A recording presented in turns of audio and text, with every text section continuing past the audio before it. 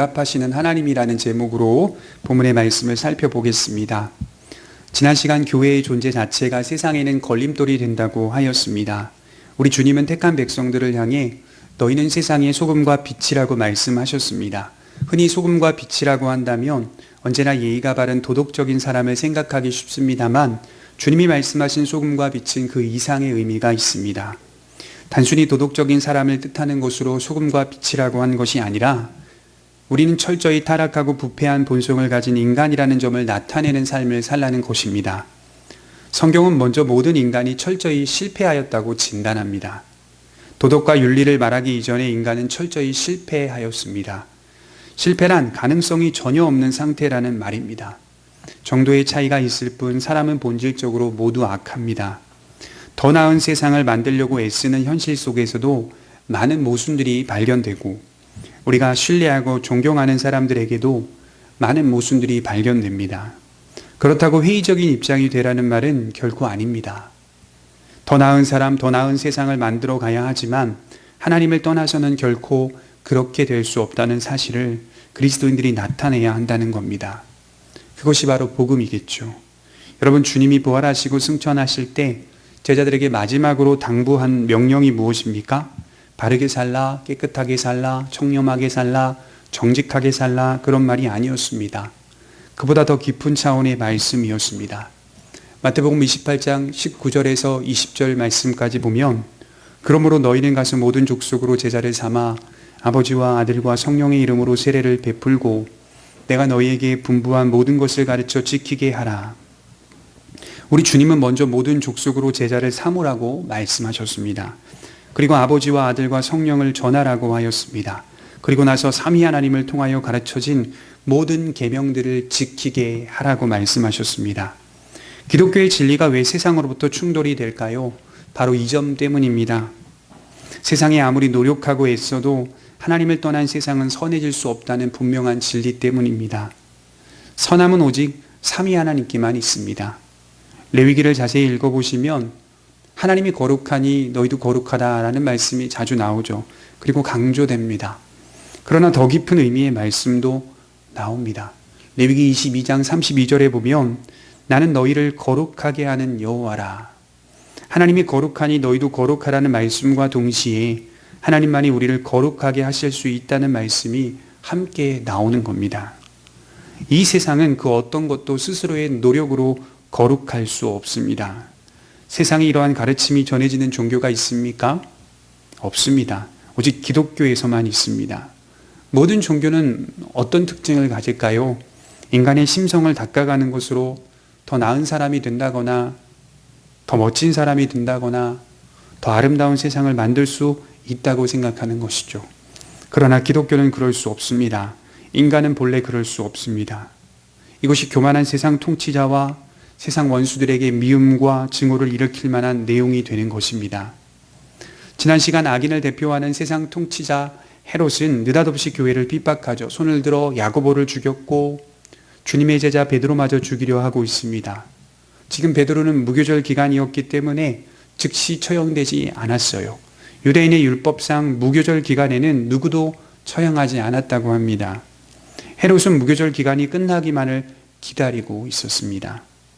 본문을 읽어보면 원수는 참 거대하죠. 교회는 원수 앞에서 유아처럼 연약하기 그지없습니다. 그러나 우리가 살펴보았듯이 보이는 것이 다가 아니요 교회가 가진 강력하고도 유일한 무기가 있으니 그것이 바로 기도라 하였습니다. 베드로의 처형을 앞두고 교회는 간절히 하나님께 기도를 드리고 있습니다. 교회의 무기는 세상의 무기와 다르죠. 기도가 어떻게 무기가 될 수 있는가? 적어도 세상 권세를 가져야 하지 않겠습니까? 라고 조롱하는 분들도 있으시겠지만 주님을 진실로 믿는 사람들은 기도가 얼마나 중요한지를 잘 알고 있습니다. 저는 오늘 행동하시는 하나님이라는 주제로 말씀을 살펴보려고 합니다. 성경 전체의 내용은 하나님이 일하신다, 그것을 강조하고 있는 책이죠. 하나님이 일하시고 하나님이 행하신다. 성경은 여전히 하나님은 일하고 계신다는 것을 강조합니다. 본문에서 하나님이 어떻게 행동하시고 계십니까? 교회의 간절한 기도에 응답하심으로 행동합니다. 기도에 응답하시는 하나님을 살펴보면서 여전히 교회를 위하여 일하시는 하나님을 신뢰하였으면 좋겠습니다. 먼저 하나님이 기도에 응답하시는 방법 또는 방식에 대해 생각해 봅니다. 첫째로 하나님은 교회의 기도에 평강으로 응답하고 계십니다. 많은 사람들에게 이 본문에서 하나님의 응답을 이야기하라고 한다면 대부분은 다 이렇게 말하겠죠. 옥문이 열리고 베드로의 쇠사슬이 풀리며 베드로가 천사를 따라 자유를 얻게 된 것을 말할 것입니다. 그러나 그보다 먼저 하나님의 응답이 임하였습니다. 그것은 바로 잠의 은총으로 응답하셨다는 거죠. 6절입니다.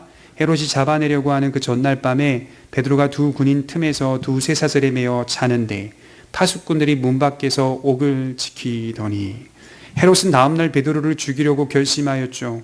그래서 성경은 베드로를 죽이려고 하는 그 전날 밤이라는 분명한 시기를 기록해 놓았습니다.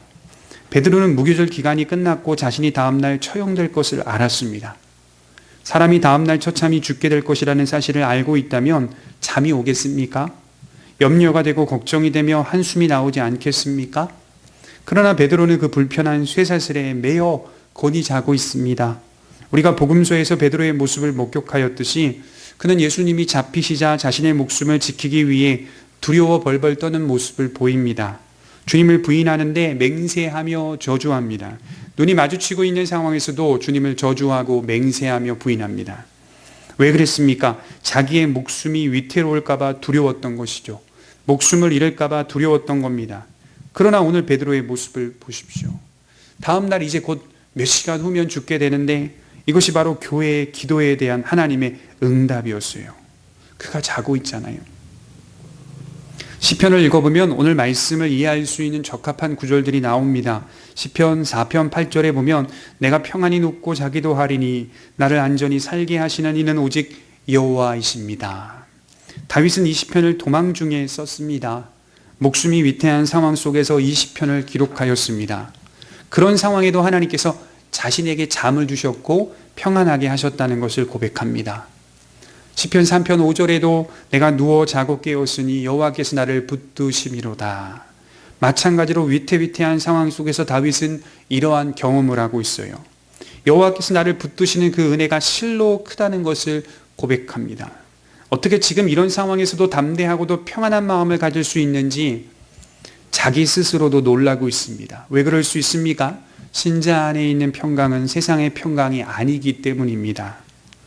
요한복음 14장 27절에 우리 주님은 평안을 너희에게 끼치노니 곧 나의 평안을 너희에게 주노라. 내가 너희에게 주는 것은 세상이 주는 것과 같지 아니하노라. 너희는 마음에 근심하지도 말고 두려워하지도 말라.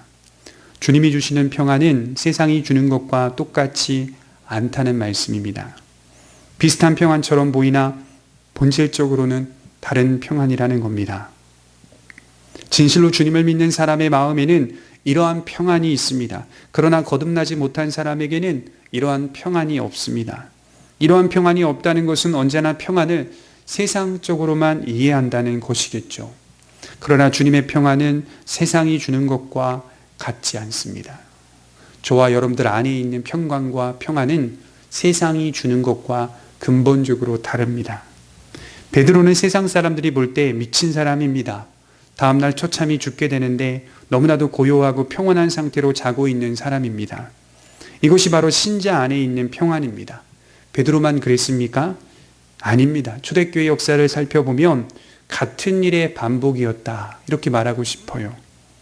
스데반은 돌에 맞아 죽어가면서 주여 내 영혼을 받아주소서, 주여 이 죄를 저들에게 돌리지 마옵소서라고 하였습니다.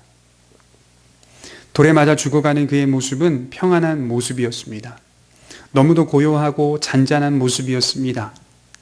많은 그리스도인들이 콜로세움이라는 로마 경기장에서 사자밥이 될 때 몸이 찢겨감에도 불구하고 평안한 미소가 있었다고 합니다. 그것을 즐기고 있었던 수많은 시민들은 이해할 수 없는 경건한 경험을 하였다고 합니다. 압도하는 경건과 거룩을 본 것입니다. 혹시 순교했던 많은 사람들이 불쌍히 보이십니까? 불쌍하게 보지 마시고 부러워하셔야 합니다. 그들의 믿음을 부러워하셔야 합니다. 오히려 딱하기 그지없는 사람들은 그들을 괴롭혔던 사람들임을 잊어서는 안 됩니다. 종교개혁 시대에도 많은 그리스도인들이 순교했습니다. 그러나 그들에게는 하나같이 공통점이 있었는데 평안 속에 있는 담대함이었습니다. 이처럼 같은 일의 반복임을 알 수가 있습니다. 거대한 원수 앞에 냉정과 침착, 평온을 유지하는 모습이 곧 하나님의 응답이었습니다. 바울은 누구보다도 이 사실을 잘 알고 있었죠. 그래서 우리에게 이런 가르침을 줬습니다. 아무것도 염려하지 말고 다만 모든 일에 기도와 간구로 너희 구할 것을 감사함으로 하나님께 아뢰라. 그리하면 모든 지각에 뛰어난 하나님의 평강이 그리스도 예수 안에서 너희 마음과 생각을 지키시리라. 빌립보서 4장 6절에서 7절입니다. 하나님의 평강이 우리의 마음과 생각을 지키십니다. 이것이 바로 응답의 첫 번째 방식입니다. 이제 두 번째 방식을 살펴보면 7절이 아주 잘 요약해 놨습니다. 둘째로 하나님은 교회의 기도에 빛으로 응답하셨습니다. 7절에 호련히 주의 사자가 나타나며 옥중에 광채가 빛나며 또 베드로의 옆구리를 쳐 깨워 이르되 급히 일어나라 하니 쇠사슬이 그 손에서 벗어지더라. 옥중에 광채가 빛났다는 말은 무엇을 의미할까요? 하나님께는 불가능한 것이 없다는 겁니다. 상황이 어떠하든지 그것은 아무런 문제가 안 된다는 것이겠죠. 하나님께는 모든 것이 가능합니다. 이것이 우리 신앙의 기초여야 합니다. 누군가 제게 기적을 믿는가라고 묻는다면 저는 하나님의 능력과 기적을 믿습니다라고 말합니다. 우리의 이성으로 연구하고 살피며 힘써야 하지만 신앙은 그것으로만 성립되지 않아요. 논리적인 것만을 따지는 교만한 사람들은 하나님의 역사와 능력들을 약화시킵니다. 그러나 저는 하나님의 능력과 기적을 믿습니다. 저는 초자연적인 것을 믿습니다. 그것이 바로 제 신앙 고백입니다. 복음은 철학이 아니며 단지 인간의 사상이나 어떤 목적에 도달하려는 사람의 노력도 아닙니다. 그것은 하나님의 역사요, 하나님의 개입이요, 하나님의 내려오심입니다. 기적 중에 기적이 무엇입니까? 첫째로는 성육신이겠죠. 또 무엇입니까? 나 같은 죄인이 구원받은 것이 기적 아닙니까? 내가 예수님을 믿어 신자가 됐다는 것이 기적 아닙니까? 하나님이 저를 만나주신 것은 기적이 아닙니까? 오늘 옥문이 열려서 베드로가 자유를 얻게 된 것은 제가 구원받은 신자가 됐다는 것에 비하면 아주 작은 기적입니다. 저는 제가 구원받은 것, 나같이 부족한 사람이 말씀을 맡은 자가 된 것이 더 큰 기적이라고 믿고 살아갑니다. 옥중의 광채가 빛나며 지금 하나님이 일하시고 계십니다. 그분이 베드로를 찾아오신 거죠. 성경에서 빛은 하나님을 대변합니다. 창세기 1장 3절에 어둠 속에 빛이 있으라고 말씀하신 하나님. 요한일서 1장 5절에 우리가 그에게서 듣고 너희에게 전하는 소식은 이것이니 곧 하나님은 빛이시라. 야고보서 1장 17절에 온갖 좋은 은사와 온전한 선물이 다 위로부터 빛들의 아버지께로부터 내려오나니 하나님은 빛들의 아버지라고 말합니다. 이처럼 빛은 하나님을 대변하고 있습니다. 여러분 사도행전 9장 3절에 바울이 하나님을 빛으로 만났다는 거 아십니까? 호련히 하늘로부터 빛이 그를 둘러 비추는지라. 빛을 만난 바울은 회개하고 삶을 돌이킵니다. 그리고 눈이 멀어버리죠. 하나님을 만나자 그는 눈이 멀었어요. 어둠에 눈이 멀게 되고 새로운 눈을 갖게 되었습니다. 빛은 어둠에 대항하는 특징이 있죠. 바울은 평생에 걸쳐서 어둠에 대항하며 살았습니다. 그 어둠이 무엇이었을까요? 욕망과 정욕, 그리고 그것을 본질로 삼아 살아가는 세상 통치자들, 권세자들 아닙니까? 지금 베드로는 절망할 수밖에 없는 상황입니다. 하지만 갑자기 옥중에 빛이 비추었습니다. 그 빛은 베드로를 향한 격려와 확신과 위로였습니다. 그리고 그 빛이 베드로를 안내합니다. 그리고 그 빛이 어둠을 몰아냅니다. 빛은 우리가 무엇을 해야 할지 알려줍니다. 빛은 우리가 나아가야 할 길을 보여줍니다. 우리의 삶에도 빛이 임하도록 은혜를 구해야 합니다. 우리의 관계 속에서, 우리의 상황 속에서 무엇을 해야 할지 하나님의 빛을 통해 가르침을 받아야 합니다. 하나님의 빛은 모든 것을 가능하게 합니다. 아무리 베드로가 갇힌 감옥이 튼튼하고 화려해도 벽의 두께가 두꺼우며 지키는 군인도 많이 있다고 자랑하여도 빛이 임하자 그 모든 것은 하나님에게 전혀 문제가 되지 않았습니다. 복음의 영광은 하나님이 개입하시면 불가능한 것이 없습니다. 우리의 상황이 아무리 어둡고 캄캄하다고 해도 또한 베드로와 같이 꽁꽁 묶여있는 상황이라 하여도 하나님이 우리를 구해내고자 하신다면 그 일은 가능할 것이고 그 일은 이루어질 것입니다. 이제 세 번째 방식을 좀 살펴보겠습니다. 9절에 베드로가 나와서 따라갈새 천사가 하는 것이 생시인 줄 알지 못하고 환상을 보는가 아니라. 셋째로 우리의 생각을 초월하시는 하나님이라는 것이죠. 구절이 말하고 있듯이 옥중의 광채가 빛났고 천사가 베드로를 깨워 인도합니다. 그런데 베드로의 모습은 다소 어색하죠. 그는 지금 생시인 줄 알지 못하며 이것이 환상 또는 꿈인 줄 알았다. 이 모습을 보면서 하나님은 우리가 바라고 기대하는 수준을 훨씬 뛰어넘는 방법으로 응답하신다는 겁니다. 교회가 간절히 베드로의 고통을 함께 당하며 기도했어요. 그러나 교회는 이러한 방식으로 응답할 것이라고 기대하지 못했어요. 베드로 또한 이렇게 역사하실 것이라고 생각조차 못했습니다. 실제로 13절에 보시면 베드로가 교회의 모임 장소에 도착하여 대문을 두드리는데 로데라는 여자아이가 베드로를 보고 깜짝 놀라요. 옥중에서 갑자기 나온 베드로를 보고 깜짝 놀라요. 그리고 그 아이가 문도 열어주지 않은 채 이 소식을 전하러 성도들이 있는 곳으로 뛰어 들어갑니다. 그러자 교인들의 반응이 재밌어요. 15절에 그들이 말하되 내가 미쳤다 하나 여자아이는 힘써 말하되 참말이라 하니 그들이 말하되 그러면 그의 천사라 하더라. 내가 미쳤다, 첫 번째 반응이죠. 지금 교회가 모여 간절히 기도하고 있어요. 하나님이 응답하셔서 베드로를 구해내신 겁니다. 그러나 교회의 성도들은 그것을 기대하지도 못하고 믿지도 못해요. 나아가 15절 하반절에는 그럼 그의 천사다라고 말하는 겁니다. 영적인 무언가를 본 것뿐이다. 그렇게 간절히 기도하면서도 베드로가 풀려날 것이라고 기대조차 하지 않았다는 겁니다. 물론 이 부분에 대해 간절히 기도했던 그들의 신앙 자세가 옳지 않았다고 말할 수는 없습니다. 정말 교회는 간절히 기도했어요. 그들이 믿음으로 기도하지 않았다고 말할 수 없어요. 다만 그들 수준에서 기도했다는 겁니다. 아마도 베드로가 옥중에서 믿음을 잘 지켜 순교했다는 소식을 기대했을 것입니다. 야고보 사도도 헤롯의 칼에 처참히 죽었으니까 베드로도 죽을 것이라고 생각했을 것입니다. 그래서 순교하기까지 믿음을 잘 지키게 해달라고 기도했을 것입니다. 하지만 베드로는 살아 돌아왔습니다. 이처럼 하나님의 응답은 우리의 생각과 기대를 뛰어넘어 응답하십니다. 훨씬 더 위대하게 응답하십니다. 우리가 이 시간 꼭 명심해야 할 것은 우리는 불가능이 없는 하나님께 기도를 드리고 있다는 것입니다. 하나님도 불가능할 거라는 생각으로 기도해서는 안 돼요.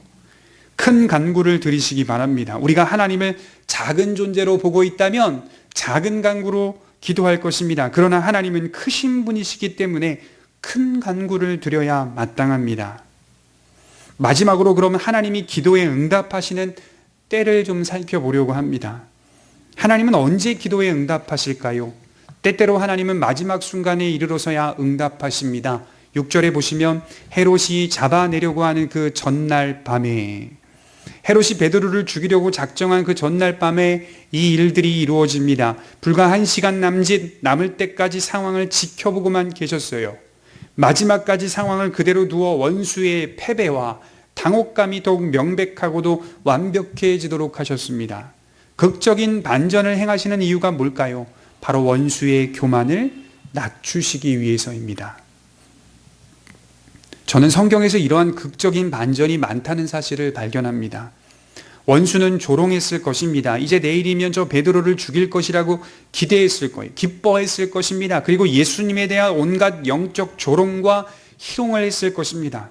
우리 주님에게 했던 것처럼 말입니다. 그러나 하나님은 마지막 순간에 죄수 베드로를 구해내심으로써 오히려 그들이 사람들에게 웃음거리가 되게 하셨습니다. 이런 신뢰는 성경에서 얼마든지 찾을 수 있어요. 그리고 우리는 이러한 일들이 계속될 것을 믿습니다. 과거에 한 번 있었던 일이 아니라 지금도 계속될 것을 믿습니다. 우리 역사에서 또는 내 삶에서 계속될 것을 믿습니다. 또 하나 왜 이처럼 마지막 순간에 이르러서야 응답하실까요? 그분이 우리의 믿음을 시험하시고 우리를 검증하시기 위해서입니다. 하나님은 항상 우리를 긴장의 자리에 놓아두십니다. 우리가 진정으로 그분을 신뢰하고 있는지를 보고자 하십니다.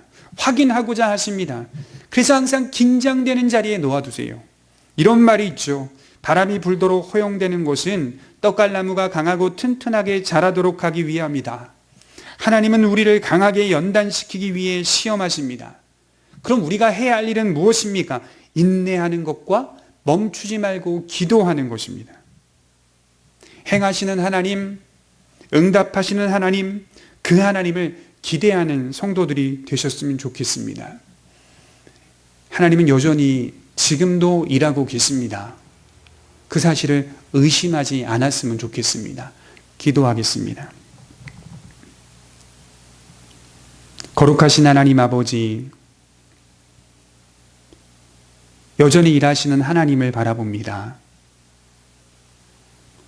하나님의 행하심과 하나님의 응답하심이 여전히 교회를 향하여 열려 있고 우리 신자들을 향하여 열려 있다는 사실을 볼 때 인내하지 못하고 믿지 못하고 신뢰하지 못하며 인생을 살한 우리의 모습들을, 연약한 우리의 발자취들을 돌아보게 하시고 이제는 크신 하나님께 더 큰 간구를 드리며 인내하며 또 기대하며 나아가는 우리의 인생이 되게 하여 주옵소서. 예수님의 이름으로 기도하옵나이다. 아멘.